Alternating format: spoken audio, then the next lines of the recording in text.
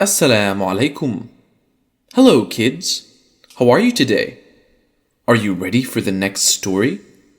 Insha'Allah, I'm going to tell you the next part of the story of Prophet Isa alayhi salam today. Are you ready, children? Now listen carefully.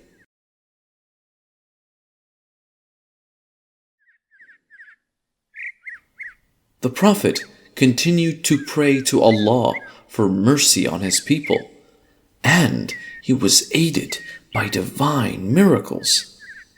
Some Quranic commentators said that the Prophet brought 4 people back from the dead. When the Jews saw this, they said, "You only resurrect those who have died recently. Perhaps they only fainted." They asked him to bring back to life Sam bin Nuh. When he asked them to show his grave, the people accompanied him there. Isa alayhi salam invoked Allah the Exalted to bring him back to life. And behold, Sam ibn Nuh came out from the grave. One day, Prophet Isa asked his supporters to fast for 30 days. His followers agreed, and they started fasting. Upon completion of the 30-day fasting period, the followers went along with Isa alayhi salam to the desert. It was normal for thousands of people to follow the Prophet wherever he went.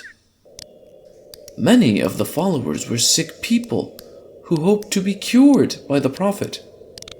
A group of people who were against the teachings of the Prophet also followed him wherever he went. They followed him so that they can mock at the Prophet and belittle him at every opportunity they got. After the 30-day fasting period, the disbelievers asked the Prophet if they could have a spread of food from the sky. They asked for this as confirmation that God had accepted their fast. They wanted to eat something special on the day they broke their fast. They also wanted the spread to be enough for all of them. There were thousands of people present there, and the disbelievers knew that the Prophet could never deliver what they asked for. Prophet Isa alayhi salam agreed to their request. He went to a silent spot and prayed to Allah subhanahu wa ta'ala. It was a miracle! God accepted the prayers of the Prophet, and a huge spread of food descended right from the sky.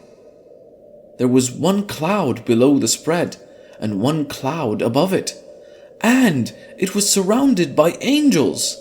Slowly it came down to the ground, and as it descended, the Prophet remained immersed in his prayers. The spread of food landed near the Prophet. There was white cloth covering the spread. The Prophet took this off, saying, "In the name of Allah, the best sustainer." When the cloth covering the spread was taken off, the people gathered around and looked in wonder. There were 7 big fish, 7 loaves of bread, vinegar, salt, honey, and many other fruits as well.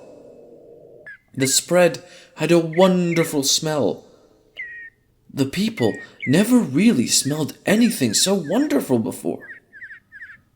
The Prophet then asked the disbelievers to eat from the spread, but they replied, "We will not eat from it until we see you eating from the spread." "You are the ones who asked for it," the Prophet asked them. "Then you should eat the food first." But the disbelievers still refused. The Prophet then asked the poor, sick, handicapped, and the blind to eat from the spread. There were more than 1,000 of them, and all of them ate from the spread. Then another miracle took place. All the sick people who ate from the spread got cured. Same was the case with the handicapped, the blind, and all the others. It was a miracle! The disbelievers were now sad because they had refused to eat from the spread when they were invited first.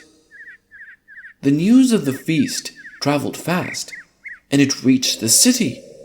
Thousands of people traveled to witness this divine feast. The number of people who wanted to take part in this feast had now become so huge. The Prophet then asked them to take turns to have this feast. Days passed. Each person, from the very first to the very last, ate until they were full. It is said that almost 7,000 people ate from the feast each day. After 40 days, God asked the Prophet to allow only the poor to eat from the feast and not the rich. The Prophet warned the people to be honest and asked the rich to stay away from the feast. He also asked the poor not to take away the food and save it for the next day. However, the people didn't listen to the Prophet. The rich people ate from the spread, pretending to be poor, and many poor people took food with them, disobeying the Prophet's orders. As a result, the spread of food was lifted back into the sky where it came from. The people talked about this miracle for many days and were convinced about Allah's miracles. Prophet Isa alayhi salam went on with his mission. The priests realized that if they didn't do something, then all of them would soon be jobless. They started accusing him of magic, breaking Mosaic law, and even an allegiance with the devil. When the Jews failed to stop the Prophet's call, they decided to kill him.